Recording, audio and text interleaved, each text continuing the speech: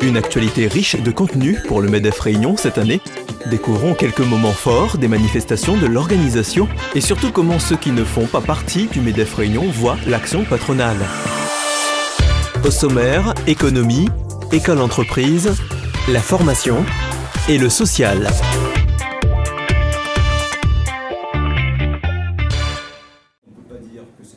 Le 15 avril dernier, le MEDEF Réunion a reçu la visite de Christian Quéré, directeur régional de BPI France. L'occasion lors de ce petit déjeuner était donnée de rappeler les outils d'aide à la croissance à la disposition des chefs d'entreprise réunionnais en listant les métiers de la BPI. 4 métiers, le métier de l'innovation, ce que faisait anciennement l'ANVAR, le métier du cofinancement, ce que faisait anciennement la BDPME, le métier de la caution bancaire, ce que faisait initialement la Sofaris, et le métier du court terme, ce que faisait également initialement la BDPME.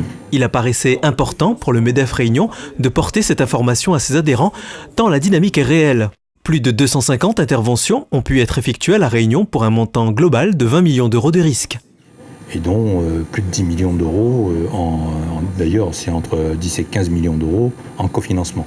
C'est-à-dire qu'effectivement aujourd'hui, il y a une bonne réponse et un besoin de la Réunion vis-à-vis de ce qu'apporte d'ailleurs BPI France. Pour rappel, le CICE, Crédit Impôt pour la compétitivité et l'emploi, est un mécanisme qui permet un soutien direct en trésorerie. Exemple, un SMIC en 2014, grâce au taux de 6%, générera un crédit d'impôt de plus de 1 000 euros. À plusieurs reprises, le MEDEF Réunion a fait la promotion du CICE. Ce préfinancement entrant dans le champ d'action de la BPI, Christian Quéré est revenu sur ce dispositif et notamment sur sa faible utilisation par les patrons locaux. C'est clair, depuis le début de l'année, on n'arrête pas de promouvoir le CICE parce qu'on a globalement entre 30 et 35 000 entreprises réunionnaises qui aujourd'hui potentiellement peuvent bénéficier de ce préfinancement du crédit impôt compétitivité emploi et malheureusement, à ce jour, on n'a que 80 dossiers reçus en termes de préfinancement.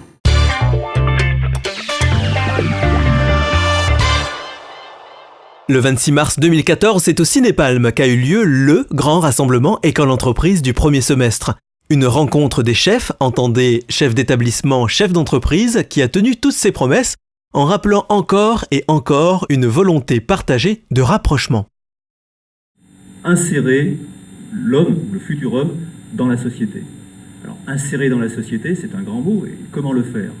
Il y a tout un tas de leviers ou de manières de le faire. On peut considérer l'école comme un sanctuaire. Un sanctuaire, on y fait un petit peu ce que l'on veut, avec pour objectif de se préparer à l'au-delà de l'école.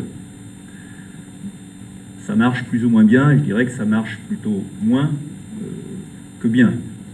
Quand bien même, sur certains aspects, elle doit rester un sanctuaire, quelques affaires récentes l'ont rappelé, l'école ne peut pas rester coupée du monde social, du monde économique, du monde professionnel. Au programme de cette matinée riche, un rappel des données économiques générales de la Réunion, des besoins en recrutement et du marché du travail, un focus sur les cadres de formation, mais également des regards croisés, chefs d'entreprise, chefs d'établissement.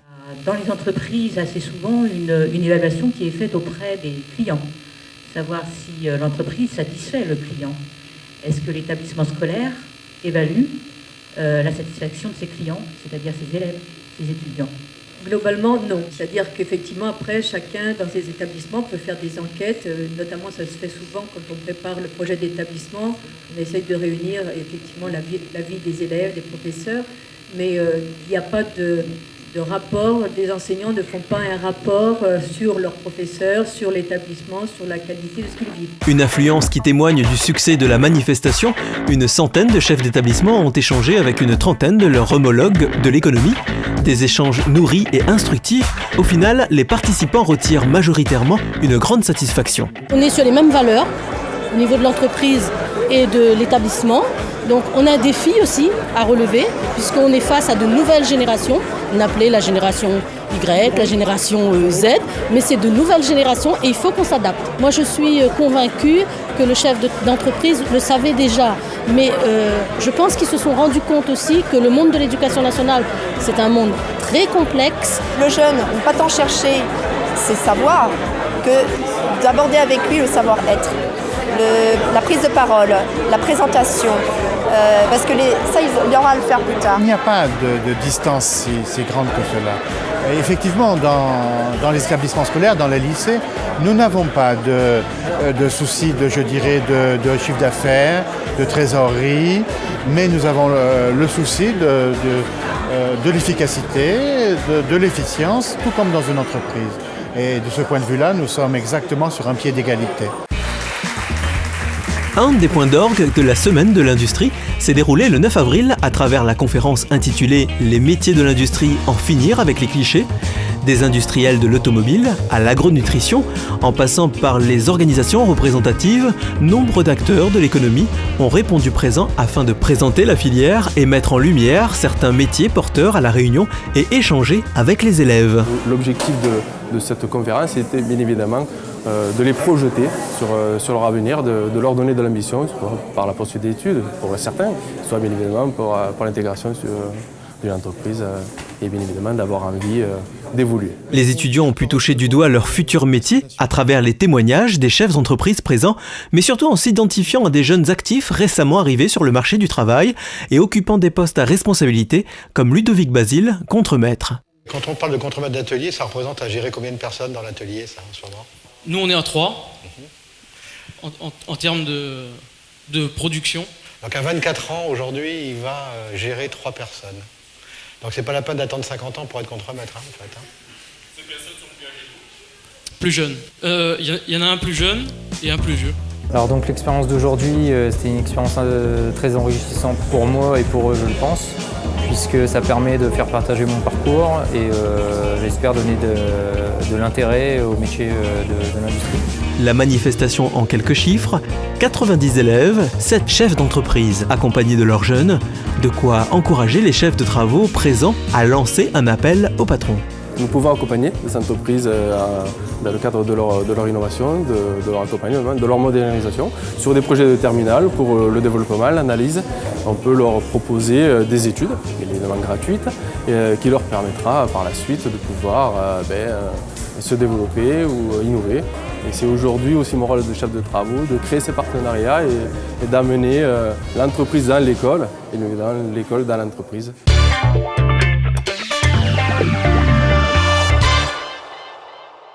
Les premiers trophées de la formation ont eu lieu le 29 avril dernier et ce fut un véritable succès. Un partenariat Opcalia MEDEF Réunion visant à mettre en valeur des entreprises réunionnaises ayant fait le pari de la formation.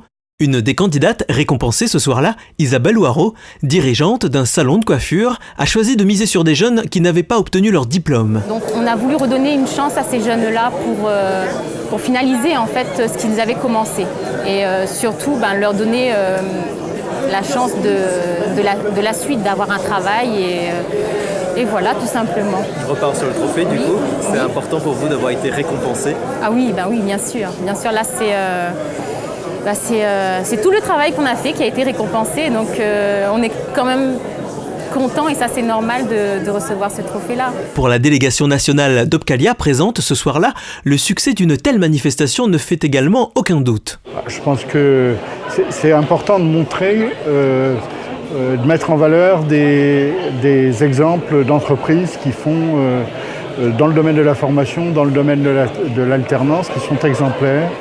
Et je pense qu'à La Réunion, c'est la formation comme partout ailleurs, dans toutes les régions françaises. Mais à La Réunion, c'est peut-être encore plus important compte tenu, j'allais dire, des nombreux jeunes qui ont parfois du mal à trouver de l'emploi.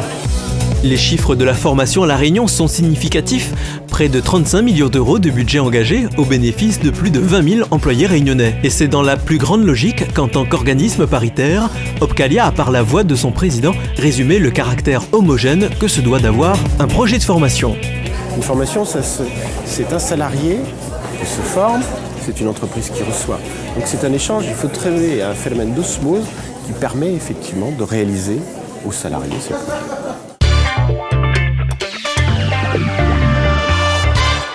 Le 30 janvier dernier, c'est l'égalité professionnelle homme-femme qui était au centre des réflexions lors d'une présentation. L'occasion pour Nadine Caroupanin des services de l'État de saluer l'initiative du MEDEF Réunion. Oui, extra. Moi je trouve effectivement génial l'initiative parce que ça permet en fait d'allier à la fois l'effort de l'organisation patronale avec les employés, donc les employeurs et les employés, donc les adhérents, puis les gestionnaires qui sont dans les entreprises et qui sont à la manette.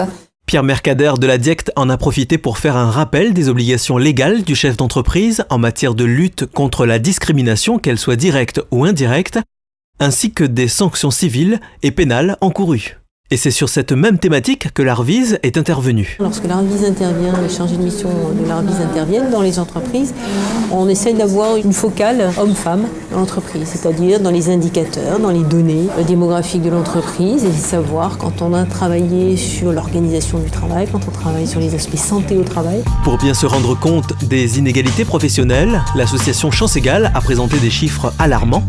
27% d'écart de rémunération entre hommes et femmes, 80% des temps partiels subis par des femmes, 17,1% des dirigeants sont des femmes. L'inégalité homme-femme a fait l'objet de 9 lois déjà, et malgré ce travail législatif, Sylvie Leroux considère le chemin encore long et voit d'un bon œil l'atelier du MEDEF Réunion. Il y a une réelle pertinence aux organisations et syndicales et patronales de pousser leurs adhérents, déjà de les informer, parce que c'est pas toujours une volonté des entreprises, il y a aussi une méconnaissance. Donc les grosses entreprises qui sont structurées avec des services juridiques, etc., ils sont très au fait de ce qui se passe, mais les petites entreprises qui ont aussi d'autres priorités ne sont pas forcément au courant de tout ça et ne savent pas non plus comment les mettre en application.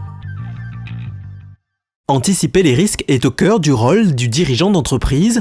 Contrairement aux salariés, les dirigeants sont rarement couverts par Pôle emploi et perdre leur situation peut avoir des conséquences considérables. Dans le cadre des services proposés par le MEDEF Réunion, l'organisation patronale a profité du passage dans l'île de Daniel Thébault pour présenter le régime d'indemnité proportionnelle en cas de perte involontaire de leur emploi. C'est une assurance qui est trop méconnue des chefs d'entreprise et qui pourtant est très utile, puisque j'ai connu des cas difficiles de chefs d'entreprise qui ont déposé le bilan et qui n'avaient plus aucune ressource, puisque comme vous devez le savoir, le chef d'entreprise ne cotise pas à l'UNEDIC, donc par conséquent il n'a pas de chômage. Donc la GSC, c'est vraiment l'assurance chômage du chef d'entreprise. Le public cible est rassemblé en 3 familles, créateurs et repreneurs, les mandataires sociaux et les travailleurs non salariés.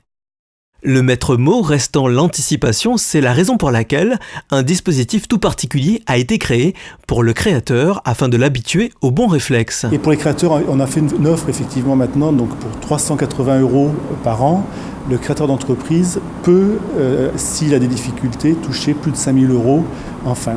Mais c'est pas ça le plus intéressant d'après moi. Le plus intéressant, c'est qu'il met un pied dans l'assurance et comme ça, il a l'habitude de s'assurer pour son chômage.